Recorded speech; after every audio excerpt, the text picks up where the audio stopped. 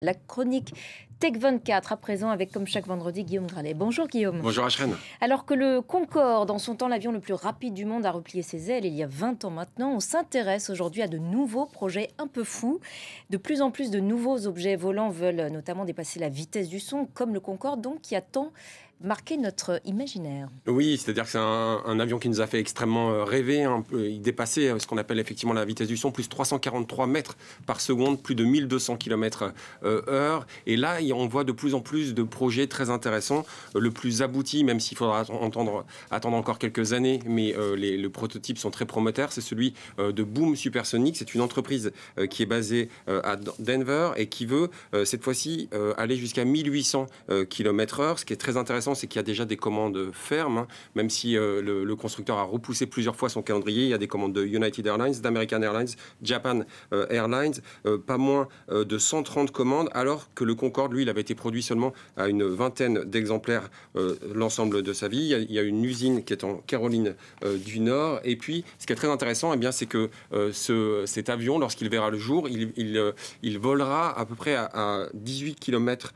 d'altitude, c'est-à-dire 50% d'altitude supplémentaire que les Boeing 787 ou encore l'Airbus 350. On voit beaucoup de travail, notamment sur un moteur qui, nous expliquons, durera plus longtemps, utilisera en partie du CO2, permettra le recyclage du CO2. Et c'est un projet qui me rappelle un projet, alors qu'on voit une course mondiale, on voit beaucoup d'annonces. Il faut prendre parfois un peu des précautions, des annonces de la Chine qui promettent par exemple des avions supersoniques qui permettront bientôt d'atteindre 10 000 km/h. On voit un autre projet très intéressant à suivre parce qu'il a donné lieu à un essai réussi très récemment que l'on doit à la NASA. C'est un avion qui s'appelle le X-59. C'est un autre avion supersonique que l'on voit en ce moment. L'idée, là aussi, c'est de dépasser 1500 km/h, d'aller à une altitude de 16 800 mètres. Ce qui est très intéressant, c'est que pour que cet avion soit le plus aérodynamique possible, eh bien, les pilotes devront s'appuyer sur des caméras pour avoir le maximum de visibilité.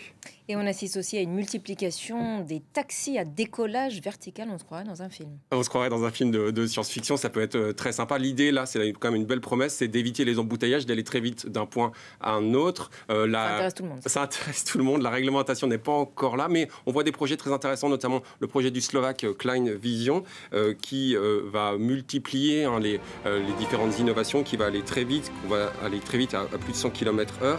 Ou encore des projets de la firme autrichienne Klein Vision dont le prototype que l'on voit en ce moment à l'écran. La firme autrichienne Cyclotech également est à suivre et la firme autrichienne s'appuie, elle, sur des prototypes et notamment des rotors extrêmement puissants avec des pales orientables qui sont habituellement utilisées sur des bateaux et un modèle de cruise-up à regarder de très près. Et il y a du nouveau aussi du côté des voitures autonomes. Oui, figurez-vous que c'est une promesse que l'on nous fait depuis longtemps. Dès les années 70, on nous promettait ces voitures volantes, on promettait pour l'an 2000 à l'époque, avec des travaux notamment dans les laboratoires japonais. Mais là, cette fois-ci, on utilisait des voitures qui allaient sur des circuits fermés, qui étaient limités à 30 km/h.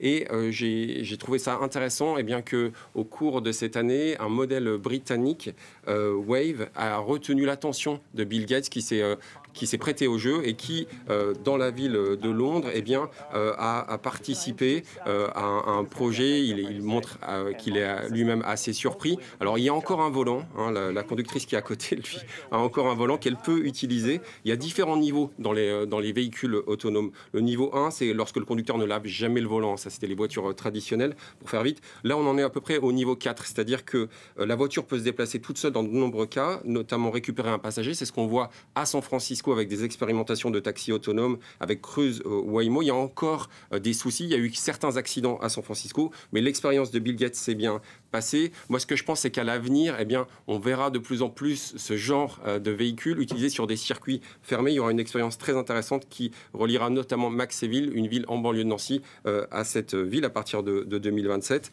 Et la petite expérience qui m'a un petit peu marqué, moi, c'est quand je me suis rendu au salon du Seatech, c'était en octobre au Japon. Et là, j'ai vu un prototype qui a été créé par TDK, une entreprise tokyoïte de 100 000 personnes. J'ai pu me glisser dans cette voiture voiture. Et là, on nous promet la voiture totalement autonome, c'est-à-dire le niveau 5. Ça fait assez rêver, c'est-à-dire que vous pouvez totalement vous couper du monde, vous pouvez regarder les films que vous voulez. En plus, il joue un petit peu sur des sons, sur des odeurs. Bref, c'est vraiment le rêve, on a envie quasiment d'y dormir.